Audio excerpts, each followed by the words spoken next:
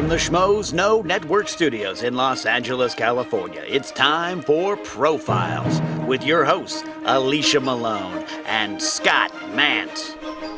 Hello, Schmoville! We're back for our second week of Profiles. We hope you enjoyed our very first show, a tribute to Steven Spielberg, a filmmaker we just love so much. Judging by your reactions, we know you did love it. We're so happy to be back. Yes, thanks for all your comments. Thanks for rating and reviewing on iTunes and subscribing to the podcast. It was very exciting to see Profiles up in the number 10 spot, like in the top 10 of the TV and film podcasts on iTunes. Thank you so much for that. Thank you so much. Now, if you watched last week's show, you'll know that we teased this week we were going to have a spotlight on Stanley Kubrick, another one of our favorite filmmakers of all time.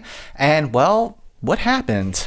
Well, actually, we were here filming our first profiles on Steven Spielberg, and after the show, Mark Ellis, who produces this show, he's one half of the Schmoes Know team, and he told us the sad news that Robin Williams had passed away. We both couldn't believe it. We were hoping it was a hoax, but no, it was true. So pretty quickly after that, we turned to each other and we said, maybe this week we should dedicate Profiles to the great Robin Williams. But at that moment, we also thought, because we were still in shock, and then the shock just was replaced by we were just so torn up about it. What is the right tone for us to do this special tribute to Robin Williams? And then inspiration hit. Yeah, well, it came from a statement that his wife, Susan Schneider, put out, which says, "As he is remembered, it is our hope the focus will not be on Robin's death, but on the countless moments of joy and laughter he gave to millions." So that's what we thought we would celebrate his work today. We are going to celebrate the work of this Oscar-winning genius who's given so much joy and laughter and such a rich career. We're going to have a fun celebration because I have a feeling, based on just how generous he was to so many people, that maybe that's what he would have wanted. Yeah, we've got a special guest who's going to be phoning in, someone who worked very closely with Robin Williams. Super excited about that. But let's kick things off with the segment we call It's a Wonderful Life. Once again, voiced by the pit boss, Ken Knapsack. Go, Roll Ken, it, Shate. go.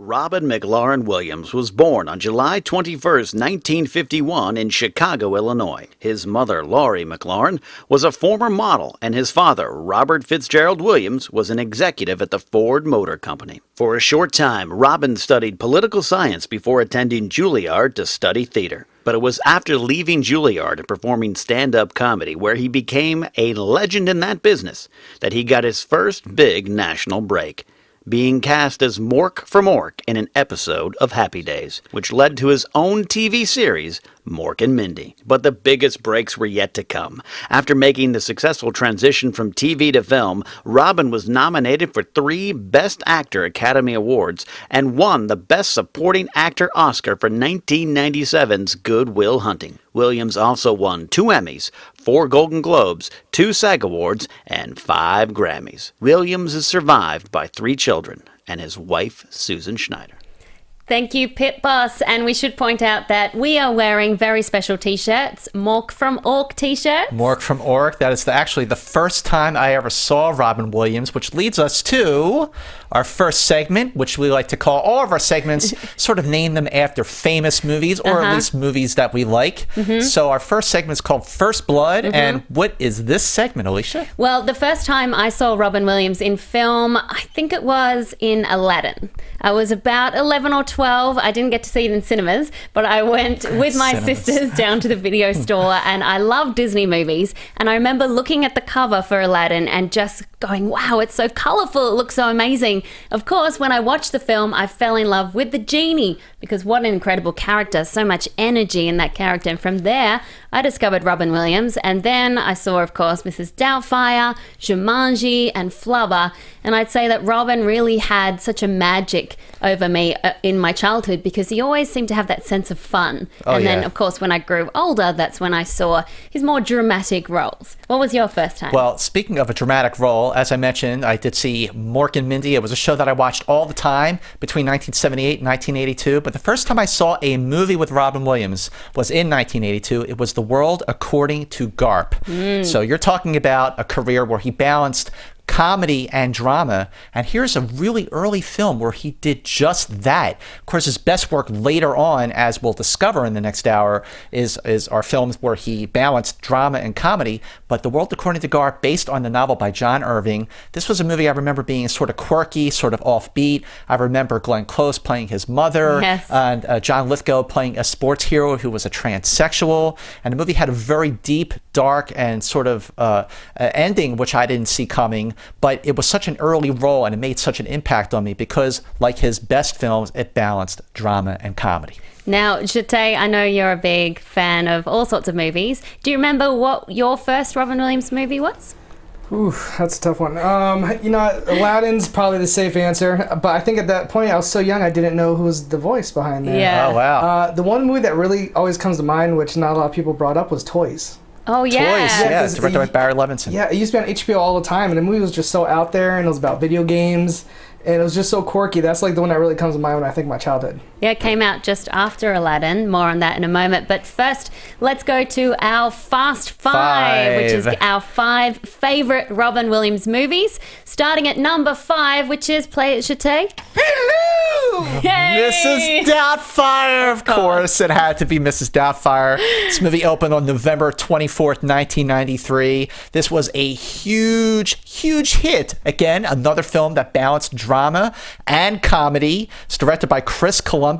Robin Williams plays Daniel Hillard, a.k.a. Mrs. Doubtfire. This was a movie that just was doing my research for this special. I hadn't seen Mrs. Doubtfire in a really long time, and I forgot how serious this movie actually is. Yeah, I rewatched it again too, and of course I remembered the great comedic moments in the film, all the impressions, and I loved Mrs. Doubtfire, but something I forgot about was how unique this movie was for a Hollywood family film, because spoiler alert, the family doesn't get back together. Right. And it's okay. It shows a different kind of family. And I think it has a really great message for kids of divorced parents that just because your parents don't love each other anymore doesn't mean they don't love you.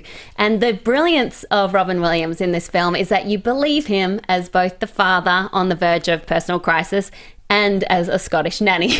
Well, it's 2 performances. It's like Clark Kent and Superman. You're forgetting that you're actually watching 2 performances, and he played both of them really great. Of course, when he is Mrs. Doubtfire, the comedy ensues. Who can forget that scene in the kitchen when he's trying to cook and his breasts catch fire? Yes. Such a great moment of slapstick. And then the end of the film, really, really great. It's sort of like a Three's Company kind of situation where he's dressed as Mrs. Doubtfire, he's out with his family, and he's also trying to take a meeting with his potential employer. So he keeps going to the bathroom to change, but he keeps drinking wine. And then he gets confused. He gets very confused. Yeah. And then he's sitting with his family. His teeth fall out into his water. Pierce Brosnan is totally grossed out.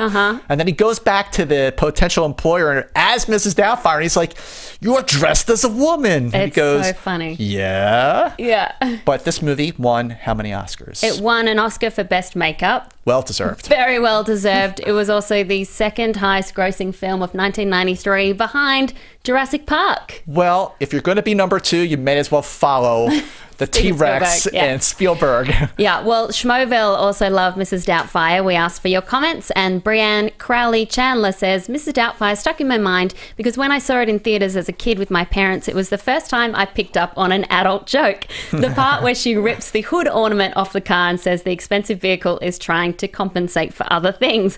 But she still asked her parents about it later. Their response, you'll understand it when you're older and watch the movie again, and they were right. Wow, that is a great comment. Thank you so much, Brianne. And you know how long it took Robin Williams to get made up as Mrs. Doubtfire? How long? 4.5 hours a day. Wow. And I'll bet he had the makeup artist laughing the entire time. Yeah, God, that restaurant scene wouldn't have been feasible in real life. No way. No way. But that brings us to a segment we like to call The Right Stuff. The Right Stuff. And this is our favorite scene from a Robin Williams movie. And Alicia's going to start off with her favorite scene from a Robin Williams film. Well, this was hard to pick because obviously Robin Williams has given us so many great moments on film. But one that I love is because I love the pairing of Robin Williams and Nathan Lane. I'm talking about the birdcage. Yep. And particularly the scene when Albert is trying to teach the very flamboyant Armand how to be a man. And they're sitting in the restaurant and Robin's character is saying, men schmear their toast. They schmear, and screwing up his nose. And it's just so funny to see Nathan Lane's character then shriek and then Robin's character explain, it's okay if you pierce the toast, there will be more toast. Do you know, during that scene, director Mike Nichols had to hide under a blanket because he was laughing so much. Wow. And he worried that the sound would carry to the set. And he also said he had to tell them, first just do one take, sticking to the script, then you can go off. And of course they did. They were both brilliant improvisers together. Well, I'm telling you, I bet a lot of directors working with Robin Williams over the years had to hide under something to keep from laughing and ruining their takes. Yeah. But there are a lot of interesting facts and factoids about Robin Williams that a lot of people just don't know, which brings us to our trivia. Yes, so what do you got for me, Alicia Malone? Okay, well, did you know that in 1996, 2 of Robin's movies hit the $100 million mark within the same week? Which ones were they? Jumanji and The Birdcage. Wow. That must have been a great week. I'm sure the wine was flowing for that one. And just coming off Mrs. Doubtfire, do you realize that, you know, when you see a movie and you see a character played by Robin Williams, and you cannot imagine anyone else playing that character, that is the type of character that just is for the books, because you just cannot imagine anyone else playing. Robin Williams did that with a lot of his characters, but he was not the first choice to play Mrs. Doubtfire. It was actually Tim Allen. Wow. Would have been a completely different film. Yes, definitely. No dissing to Tim Allen at all, but I think we lucked out with Robin Williams as Mrs. Doubtfire. Yeah, well, speaking of characters you can't imagine played by anyone else and probably couldn't be played by anyone else, the genie is one from Aladdin. And did you know the Academy actually rejected the bid to have Aladdin in the screenplay category because Robin Williams ad-libbed so much of his role himself? Apparently he did 16 hours worth of material and over 70 different impressions. And I'll bet those 16 hours are all comic gold. I would listen to that right now. I would. 16 hours. Can you imagine just like drive to work back and forth just listening to Robin Williams go off the hook? Yeah. But did you know Robin Williams in the early 1990s wanted to do a guest starring role in one of my favorite television shows of all time? Star Trek? Oh boy, you know me so well, Miss It's going to be Malone. Star Trek or the Beatles when you're talking to Scott Mann. Yes, well, you know what? Well, hey, When I'm 64 was the opening theme to The World According to Garp. You had to bring up the Beatles. But Robin Williams did want to have a guest starring role on Star Trek The Next Generation in the early 1990s. Scheduling conflicts made that too hard to happen, but he was inspired to do so because his good friend Whoopi Goldberg had a recurring role as Guinan on Star Trek The Next Generation. Right, there you go. I did not know that. Well, let's keep going with our Fast Five. At number 4, Jete, it is... 10,000 years will give you such a crick in the neck. Of course, that is from Aladdin, which 1992. Yeah. Yes, came out November 25th, 1992. Boy, talk about one of the greatest voiceovers in animated movie history. You know, you talk about how the screenplay was not eligible for the Oscars because he ad-libbed most of his lines. Also not eligible was Robin Williams' performance for Best Supporting Actor. I remember when this movie came out at the time, so many people in Hollywood lobbied for Robin Williams to get nominated for Aladdin, but because it was an animated film, the rules just would not allow it, and that is too bad. Yeah, that is too bad. And he was actually one of the first big celebrities to lend their voice to an animation, and now, of course, we see that all the time. Oh, yeah. Also, Aladdin was the first animated movie to make over $200 million. But at first, Robin didn't actually want to do the role until the animators showed him some test footage, some crude animation, coupled with his stand-up comedy, and they showed how the two could work together. But then also, Robin said when he signed on to the role, he had a couple of stipulations because Toys, which Jete mentioned earlier, was coming out just a month later. He didn't want to take away from that promotion, so he said he would do the role for SAG scale. That was just $75,000. Crazy. Which seems like nothing.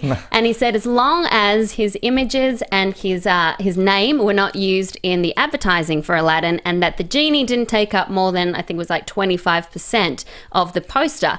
Now, of course, Disney, once they realized just how great he was and what a selling point the genie was going to be for the movie, they reneged on both deals. So actually, Robin and Disney had a massive falling out, which didn't fix till a couple of years later when Joe Roth, who worked at Fox, then he came on board Disney and he offered a public apology to Robin Williams on behalf of Disney, and then all was well again. Apology accepted. Another thing about Aladdin, it's just worth noting, when I saw this movie when it came out, for the first part of the film, I thought this is a really good Disney animated musical. And then the moment the genie was released from the lamp, it became a great Disney animated musical. A perfect example of a good movie that was made great because of Robin Williams' comedic genius. Yeah, and speaking about not being able to imagine anyone else doing the role, apparently other actors who were offered the role include John Candy, Steve Martin, Eddie Murphy, Martin Short, John Goodman, and Albert Brooks. They're all great comedic actors, but you just cannot picture anyone else. No way. Wait, Albert Brooks, really? Yeah. No way. Yeah. That would have been a very whiny genie. A very different genie. Very, very completely different movie. Well, our friends in Schmoville had this to say about Aladdin. Tyler Moore says, Aladdin is one of my favorite animated movies. A large part of that is due to Robin Williams as the genie. If the genie, was not played by Robin Williams in the movie, it would not have been nearly as good. Exactly. We agree. Can all agree on that. But of course, you can't have a great star without a great co-star. Right. So this week we're doing a segment called The Player, which talks about some of our favourite co-stars to Robin Williams. And we've got 3 that we've singled out. Well, I have to say, the last week I've been just doing my research for Robin Williams, seeing movies I haven't seen since they came out, including 1991's The Fisher King, directed by Terry Gilliam, co-starring one of his best co-stars, Jeff Bridges. And man, oh man, Jeff Bridges is fantastic in this movie. He plays this shock jock named Jack Lucas, who goes on the radio, inspires one of his listeners to go on a shooting spree that results in the death of Robin Williams' wife, sends him into a tailspin. 3 years later, Jeff Bridges takes it upon himself to help Robin Williams. They develop this bond, this friendship, that even though there are a lot of comedic moments, this is actually a very serious movie with very intimate, moving, poignant scenes, especially when they're like lying on the grass together in the park looking up at the stars. Yes. And it's just a beautiful film. And worth noting that Mercedes Ruehl won Best Supporting Actress for this movie. She played Jeff Bridges' girlfriend in the film. And they were both nominated, Jeff and Robin, for Golden Globes. Yep. And just a few days ago, Jeff Bridges was in New York in Central Park for an event for The Giver.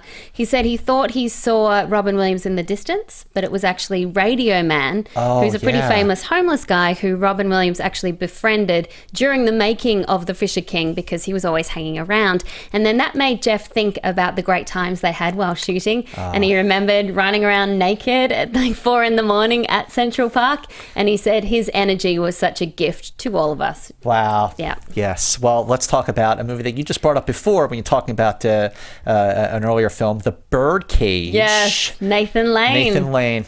Wow, he is so good in this film. It's interesting to note that Robin Williams was originally going to play the part, played by Nathan Lane. Yeah. But talk about generosity. He knew enough and was generous enough to take a step back, take the supporting role, and let Nathan Lane really out of his cage in a way, because this was a very big breakthrough performance for Nathan Lane. He was just primarily known as a stage actor, Broadway actor, and this was the movie that really put him on the map, and he's fantastic. He is so great. As I said, I love how hysterical his character gets about everything. And even before Robin Williams decided to play the role of Albert, it was originally going to be, it was going to be Robin Williams as Armand and Steve Martin as Albert, which would have been a great matchup. But I love Nathan Lane and Robin Williams together, and Robin said of meeting Nathan Lane that it was love at first laugh. Oh, hilarious. I love that. And let's talk about another co-star for Robin Williams. This is definitely one of his best probably one of your best too, Matt Damon from Good Will Hunting. How do you like them apples, Alicia? I love them apples. I didn't understand that quote for a long time. But the scenes between Matt's character and Robin Williams' character in this film are the most powerful because you have this guy, this kid, who thought he was smarter than everyone else, and he finally met his match in a very, very quiet therapist. And I love how reserved Robin Williams plays this character. The character of Sean the therapist was apparently based on Matt Damon's mum and Ben Affleck's dad. And when Robin Williams first read the script, he said, "This is extraordinary." Well, we're going to have a lot more to say about Good Will Hunting, so just stick around for that. But right now, we just want to take a break and just say, if you are watching us on YouTube, please make sure you go to iTunes and rate us and review us, because that is how Profiles with Malone and Mantz will survive. We have so many great filmmakers we want to bring you. Yeah, great actors. We even thought about doing composers, maybe cinematographers. We're going to get all nerdy on you. We are going to put the film geek on. A lot of people suggested that we do filmmakers like Stanley Kubrick, which we're doing next week, Martin Scorsese, Quentin Tarantino, David Fincher, Christopher Nolan. The only way we can do that is if you rate us on iTunes. So please, please, please do that. Yeah, well, just before we get to our special guest, let's do a bit of a quiz, shall we? Hey, Jate, you got some music for us to this quiz show? Ooh, makes me nervous. Do you want to go first? I'll go first. Okay. Now, we are going to do this multiple choice because that is how you do a quiz show. It's nice. All right. Are you ready for this, Alicia Malone? Yes. Okay.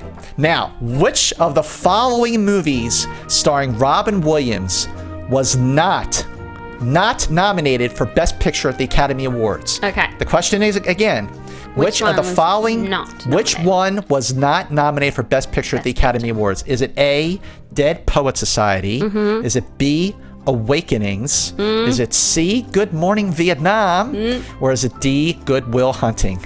Okay. I am going to guess here. Go for it. I'm going between two of them. Awakenings?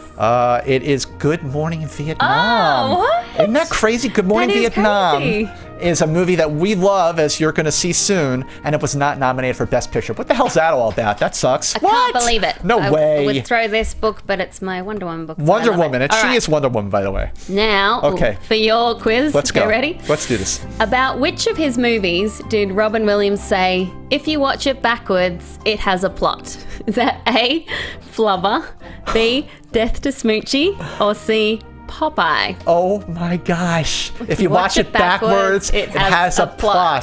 Flubber. No, it's actually Popeye. Oh my gosh, we're both wrong. Popeye is a movie that I know a lot of people out there love, but it's one that didn't really make much sense. No, it was directed by Robert Altman. Yeah. And that was the last studio film that Robert Altman made before he just went off into indie world and did some of his best work. But we're digressing. Maybe we'll just do a show on Robert Altman, shall we? Oh, yes. That would be a great Profiles. Okay. Really so love please rate us on iTunes so we can do a show on Robert Altman.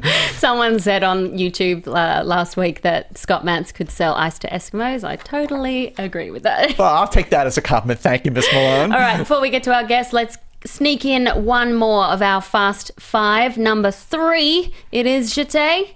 It's not your fault. Oh, I love it. The film we were talking about just before, Good Will Hunting. Good Will Hunting came out on December 5th, 1997, directed by Gus Van Sant. This movie was nominated for 9 Oscars, including Best Picture, Best Director. It won 2. As we all know, Matt and Ben's screenplay was one of them, and the other was finally the Oscar win that eluded Robin Williams for all this time. Supporting actor Oscar for Good Will Hunting, Robin Williams, well deserved. Yeah, this movie is so touching. I rewatched it again the other day, and it still has that power. I love that Robin Williams ad-libbed a lot of stuff in the movie, which I know it's not that hard to believe. But there's one scene where Sean, the therapist, is supposed to be telling Will that his wife used to turn off her alarm clock when she was asleep. He changed it up on that to say that his wife used to fart in her sleep, and one time she woke the dog up. So that laugh that Matt Damon does is real. But it's amazing, too, is that, again, the way Robin Williams was able to shift between comedy and drama, oftentimes times in the same exact scene. But in this film, some really powerful scenes during the first meeting that Matt Damon and Robin Williams have together in this therapist's office. And Matt Damon's going around his office and he's criticizing a painting that Robin Williams did. Which was actually painted by Gus Van Sant.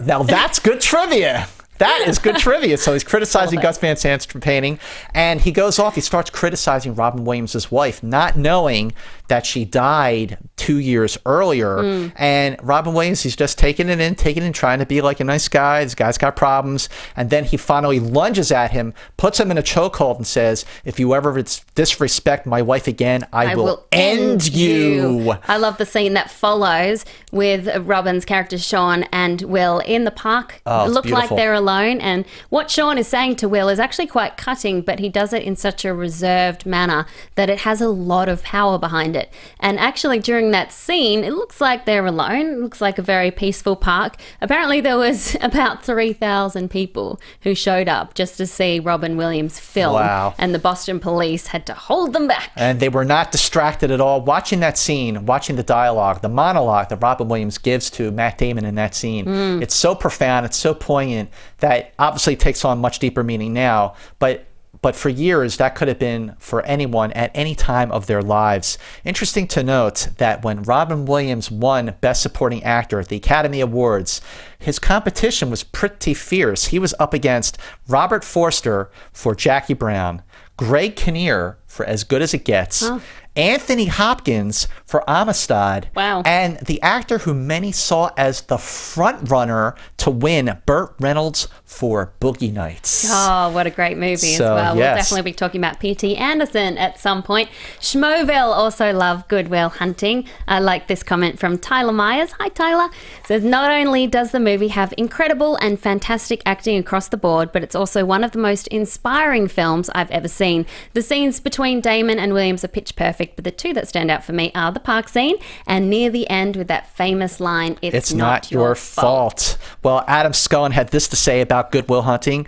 Too many scenes that made me stop everything I was doing and stare blankly at the screen. My favorite speech from Robin Williams throughout the entire movie. You're not perfect, sport, and let me save you the suspense. The girl you met, she isn't perfect either, but the question is whether or not you're perfect for each other. That's what intimacy is all about. Now you can know everything in the world, sport, but the only way you'll find out is if you give it a shot, and we are going to give it a shot right now. We are very, very excited to have with us Robert Wuhl on the phone with us right now, who co-starred with Robin Williams in what we feel is his best movie. We'll get to that. Good morning, Vietnam. Robert Wuhl, welcome to Profiles with Malone and Mantz. Well, hello. How are you guys? Good. Oh, we're great. Thank you so much for being here and for joining us today. We're doing a very loving, respectful, and fun celebration of the work of Robin Williams, and we just love Good Morning Vietnam so much. Yeah, it's so great to talk to you, Robert. One thing that we're wondering is what was it like when you first met Robin Williams? Did you know that there was something unique or special about him?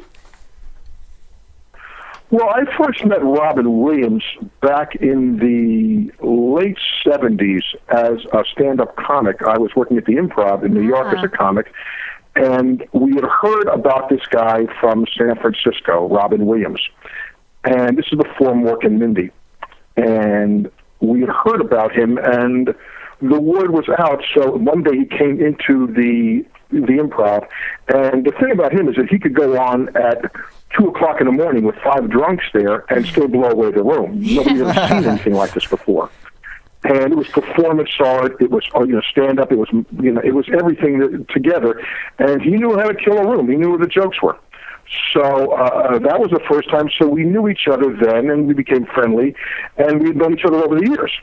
So when Good Morning Vietnam came about and Barry Levinson cast me in the picture, it was great because she was somebody he knew. Wow. Well, now, so tell us what you're making Good Morning Vietnam. This was a breakthrough role for Robin Williams in that it balanced comedy, but it was also a very dramatic role as well. And watching the film again recently, I have to say I was really blown away by his ability to shift between the two seamlessly. It's a seamless shift in tones, which is a testament to the film itself and Barry Levinson and the cast. But what was it like working with him when you saw him just sort of at the flick of a switch be able to balance that? Well, Robert had an acting background. Let's start with that. He did go to Juilliard as an actor. Yeah. As an actor. Also, I don't think enough credit goes to Mitch Markowitz's screenplay. I really don't. Because screenplays are structure, as they say, as William Goldman used to write all the time. It's not just dialogue. Screenplays are structure. And the structure of the screenplay was very, very good. I mean, when I read Good Morning Vietnam, it was a perfect vehicle for Robin because it had a good enough story and the structure was good. And of course, when he was on the air, it allowed him to do what he does best.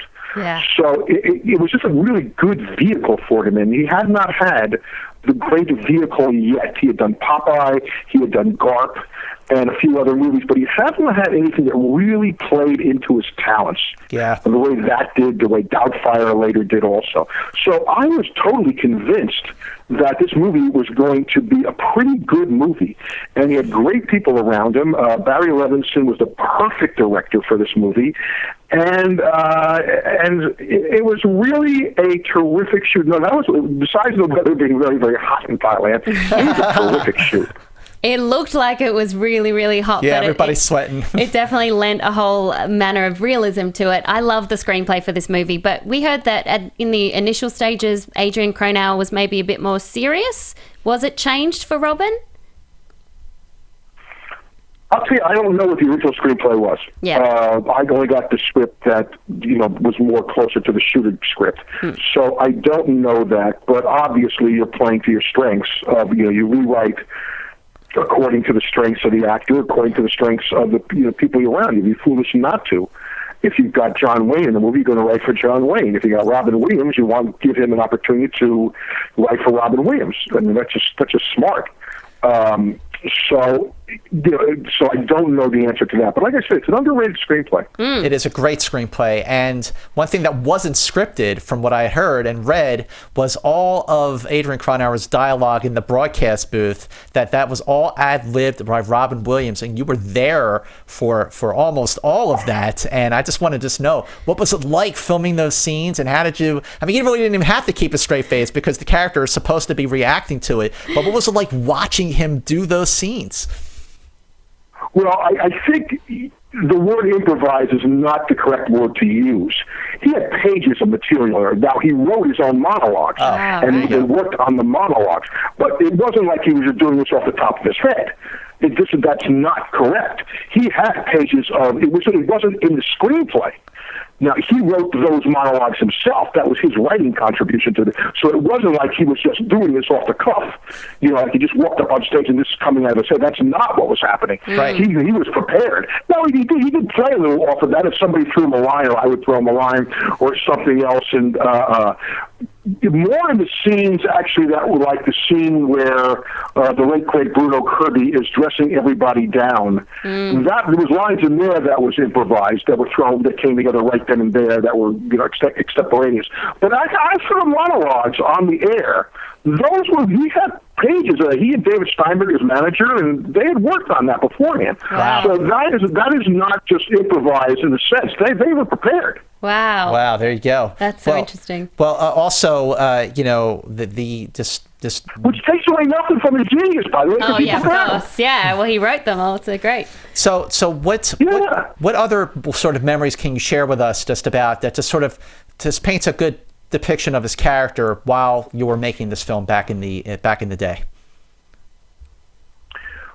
Every set, when you're making a movie, every set is basically the tone of the set is set by the leading actor or actress. If they're a pleasure to work with, if everybody's having fun and they enjoy being there, it all trickles down to the rest of the cast. No one's going to misbehave if the star is not misbehaving. I mean, if the star is insecure and, causing a lot of problems and making it a tight ship and blowing up every time, that trickles down. to the rest of the cast and the crew. With Robin, everybody was laughing all the time and just enjoying it. And of course, also, it should be said, this was an all-male cast Yes. for 95% of the movie. So it was a bunch of guys hanging out playing soldier, and you didn't have to go into the trenches. You didn't have to go get muddy and dirty and bloody. You were in a radio station. Right. For the most part. And we used to hang out together a lot. Robin was very much hanging out. We'd go out with, Bruno and myself, J.T. Walsh, Barry, of course, who had a lot of work. And, of course, Barry's brilliance. And Mark Johnson was producing. It was a good vehicle. It was just a great vehicle. And you knew it. And at the time, he had not had the breakout hit, but we all felt, maybe this works. But you never know. When did you realize that it was the breakout hit that Robin and you and everyone really hoped it would be? Was it on opening day? Was it the reviews? Was it after it had been in theaters a couple weeks? When did it hit you that you were doing something when special? you saw it with the crowd, when you saw the effect on the crowd. Yeah. That's great. When I watched it the first time, which I don't even remember when I watched it for the first time with her. I think I saw a late screening of it just before it opened up. Wow. And by the way, the ending of the movie was changed. How's The that? ending of the movie was changed in that when he gets to at the very end, when he's about to go back to the States, when they're about to fly him out of there, he meets the young boy again, who is his friend and is also part of the Viet Cong, he finds out later. And he met him again, and they had this nice, touching scene together. But it was felt by a lot of people, I guess, during the screening process, that a lot of Vietnam veterans and people of the war said, "Why is he having this wonderfully warm reunion with a kid from the Viet Cong?" Right. And they just left that out. So, which I liked in the script, but I totally understood that there could be some controversy about that, and the movie didn't really call for that. It wasn't that kind of movie. So it was left out, and it didn't affect it at all. In fact, I like the fact that he doesn't see the kid again, and that it lays like it does. Yeah, I think that last scene when Forrest Whitaker's character plays the goodbye message to all the troops, it brings a tear to my eye, because even back then in 1987 when I first saw it, just the impact in the film that he had on the troops was just so touching. But just even after Good Morning Vietnam, what were some of the other films that you saw of his that really just knocked your socks off? Like, what were some of your favorite Robin Williams movies? I like to watch Robin doing stuff that usually smaller movies. 1 Hour Photo is an interesting dark movie that I like. I also like a movie called Jacob the Liar that he did. Robin, and of course I work with him often in comic relief. He was very special. Robin was a little special guy. During the making of Good Morning Vietnam, you have to remember, this was during, that's the late 80s. And the book that everybody was reading on the set was Wired, which was the Bob Woodward book about John Belushi and his death. And you have to remember that his death at the Chateau Marmont, Robin was there a few hours earlier with Belushi. And so when you were reading this book, you made sure you didn't want Robin to see that you were reading this book. Just because you don't know how he's going to react, it's kind of, out of respect, you just don't do that. Why show, that can bring up a lot of bad memories. You don't know how he's going to react if you see somebody reading it. But sure enough, he's reading the book, or somebody's reading the book, I don't remember who it was. And Robin asked him, caught the eye, what are you reading there? And they sheepishly showed him Wired. And now, like I said, he could have blown up. He could have done a lot of things, and instead, being Robin, he just kind of smiled, nodded his head, and said, yeah, those were, difficult times. And you have to remember that Robin, immediately after Belushi's death, got sober. Wow. So, that is...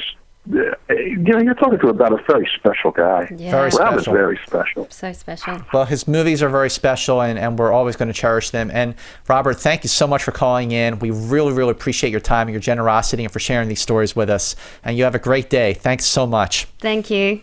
Same to you. Same to you guys. Enjoy it. Thanks very so much. Wow, that's really special That was to a hear great those interview. memories. I mean, I was so lucky that I got to meet him really briefly, Robin Williams, in a junket situation where you only get a couple of minutes. I was lucky to get a double slot, as they call them, so twice the time with him. And what surprised me was just how gentle and kind he was. And that seems to be the theme throughout everyone who's worked with him, everyone who's met him, just what a special big heart he had. I had my Robin Williams encounter at Sundance in 2009. He was there to support World's Greatest Dad, and I was interviewing him on the white carpet on the snow. The snow. And it was freezing. It was really, really cold. And all the other cast members and producers and writers, they just did one question, and he just kept standing there. Like, I was asking him all these questions about the film, about because I thought it should have been like a big cult hit. Yeah. And then he starts going off about, remember the plane, the Captain Scully landed the plane in the Hudson River? That had happened the day before. So he was like talking about how great this guy was, a hero. And he just totally went off topic from his film. And he was talking about this unforgettable moment in our recent history when this guy saved all the people on the plane. But yeah, we're grateful to Robert Wuhl for that amazing interview. And that brings us to our segment where we are going to talk about one of the films that Robert Wuhl was talking about. A segment is called The Good, the Bad, the Ugly. We talk about the overrated, the underrated, and the just plain bad. But today we're just going to talk about the underrated and underseen gems of Robin Williams. Yeah, just good today. It's Good. all about good. And one film which is totally underrated, in my opinion, which is what Robert Wuhl just suggested, was 1 Hour Photo. Yep. Now, this is a creepy movie, but I love how things change during the film. You know, you go into it expecting Robin's character to be a villain, and it changes throughout, and you're not quite sure by the end. It's a very complex role for him. It was a very, very dark role, one of two dark roles that he had in 2002. But what's interesting is just that that job, 1 Hour Photo, would doesn't not have exist existed today thanks to digital cameras. Yeah. So movie is a little dated. The other film that came out in 2002 that was just as good, but for different reasons, Insomnia. Oh, yeah, this is Christopher Nolan's very creepy film. I had insomnia after seeing this movie because it's really scary, just unsettling. Al Pacino is in it too. I love the scenes between Al Pacino and Robin Williams on the ferry and everything in the fog.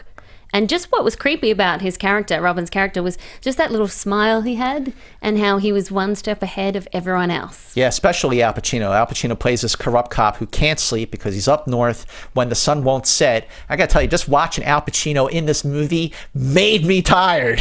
Yeah, you know, I just he doesn't sleep. Oh, geez, you just want the poor guy to sleep, but he's a corrupt cop, and Robin Williams is the killer that Pacino was after.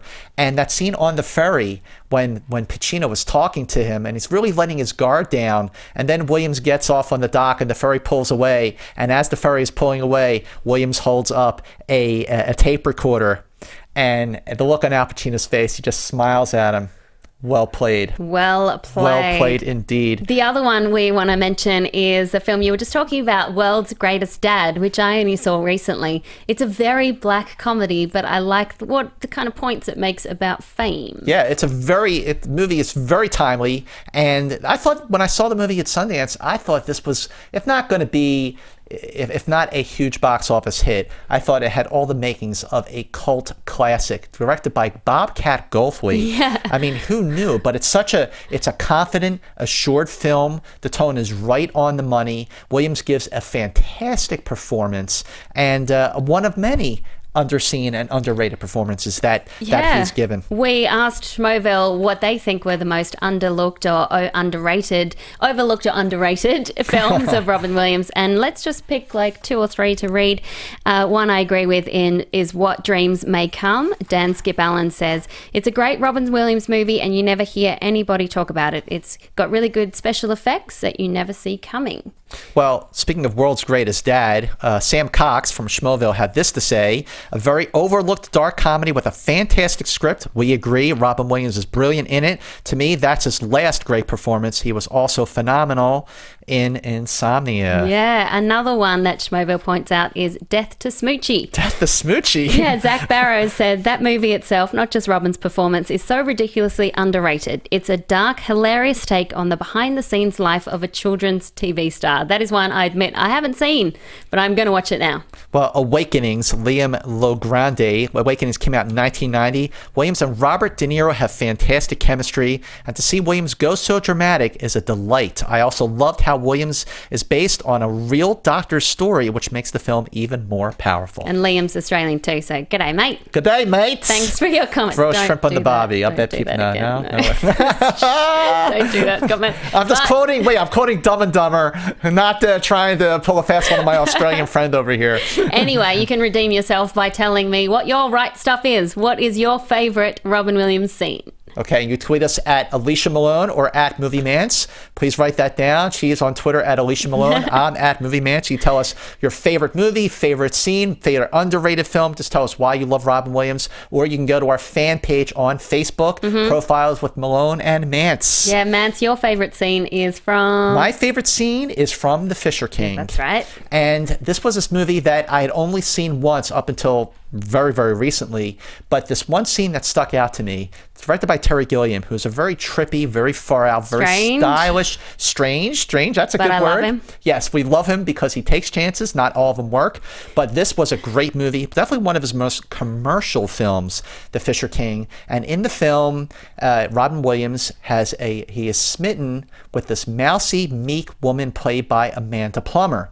And every day at 5 o'clock, he knows to go to Grand Central Station during rush hour in New York City, where he knows he will see her. And he brings Jeff Bridges with him this one time. And in that scene, when he's telling Bridges all about her and he sees her and he's following her, all of a sudden all the commuters break out into a waltz and they're all dancing and the lights come down, and it is a beautifully choreographed scene. It's so vivid, it's so beautiful. One of many, many great scenes. We got a bunch more to talk about, but that's my number one. I love that scene. Okay, let's go to our Fast Five number 2, which is Jate. Carpe diem.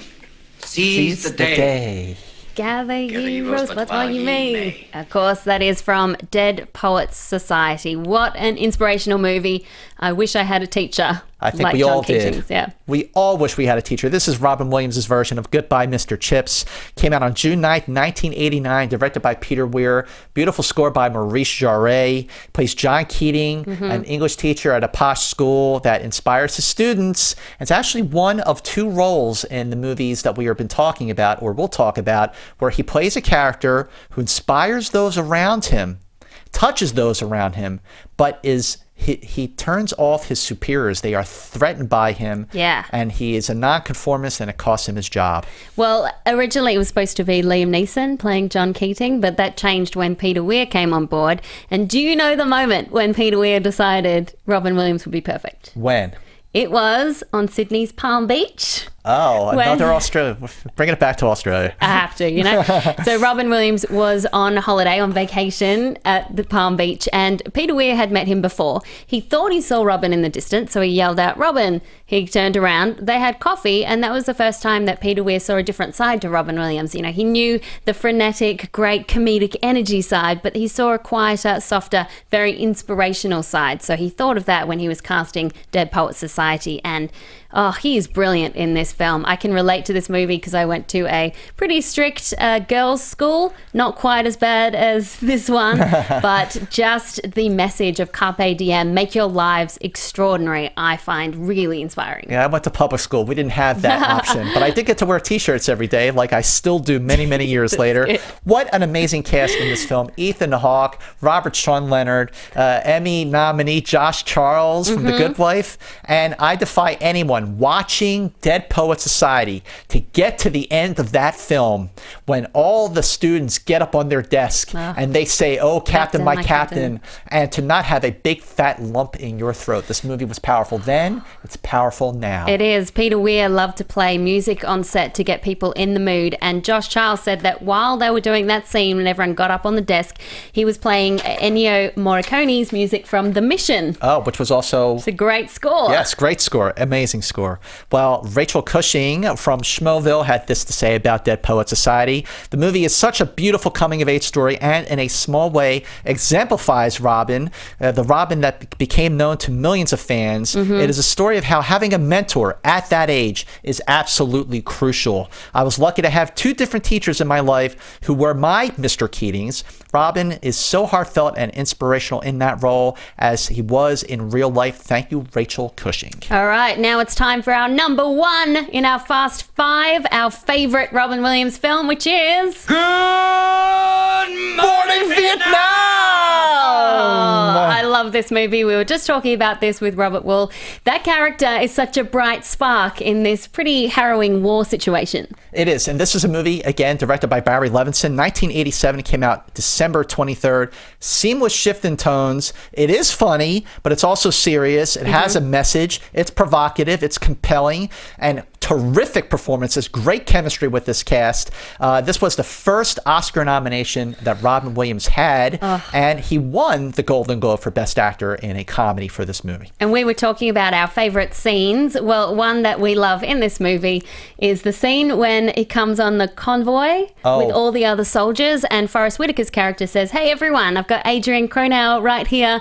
He starts doing his shtick with the soldiers, and you can see what an effect he had on the troops. Yeah, because at that time, up to that point, he was a little down. It was after the bomb went off at Jimmy Was, and he was getting a lot of flack from his superiors. So to actually, he spent all that time in the radio studio, not seeing the soldiers, and finally he was doing his shtick right then and there for the soldiers, and he realized the impact that he had. Another scene from this film that I really love is the scene that Robert Wuhl touched on with the Vietnamese, the Viet Cong boy, and it's when he confronts, Robin Williams confronts him, and he's like, "You didn't tell me you were the enemy," and he goes, "No, you were the enemy," and it's a really, really deep moment. It's just a culmination of the relationship in this film, and then the boy runs off, and Robin Williams, Adrian Cronau, just stands there for a second and goes, "This will not look good on a resume."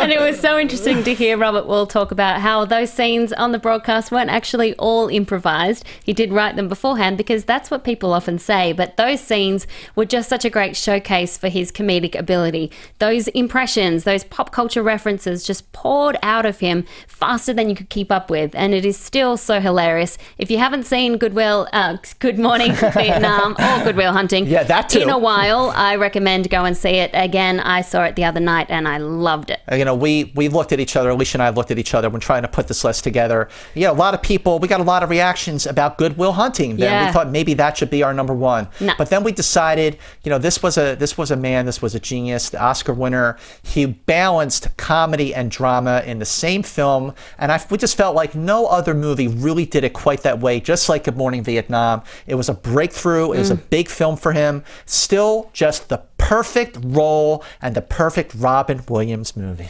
Well, that brings us to the end of our second profiles. Our special tribute to the great Robin Williams. I hope you guys enjoyed it. Make sure you subscribe to this YouTube channel, Schmoes Know Podcast, as well as rate and review and subscribe on iTunes, and we will give you a virtual hug for that. Now, next week, Mantz, we will be getting to Play It Should Take. Yes, there we go. Finally. I'm going to be doing some light reading on the great Stanley Kubrick so that we can talk about that. So make sure you like our Facebook page and tell us which of the Stanley Kubrick films are your favorite.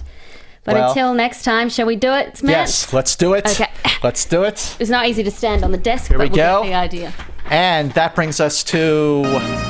Thank you, boys.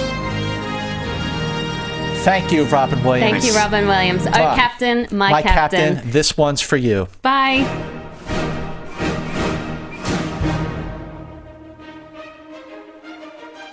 From producers Christian Harloff, Mark Ellis, and the entire Schmoes Know Network crew, we would like to thank you for listening to Profiles with Alicia Malone and Scott Mantz. Special thanks to Kevin Undergaro and Maria Badunos, the author of Every Girl's Guide to Diet and Fitness, in stores now. Be sure to subscribe to Profiles on iTunes and rate and review the show. To get other Schmoes Know Network episodes, movie news, and join the conversation, be sure to visit schmoesknow.com. I'm the Pit Boss, and this has been a presentation of the Schmoes Know Network.